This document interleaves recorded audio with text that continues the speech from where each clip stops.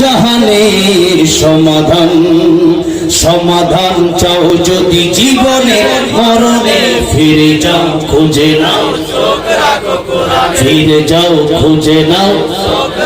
সমাধান চাও যদি জীবনে মরণে ফিরে যাও খুঁজে নাও, ফিরে যাও খুঁজে নাও।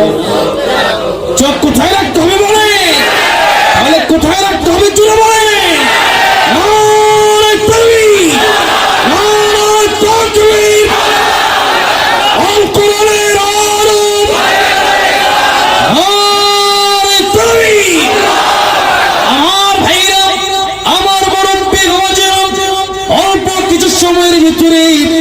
কথাগুলো আমি ফিনিশিং দিয়ে কথাগুলো শেষ করব।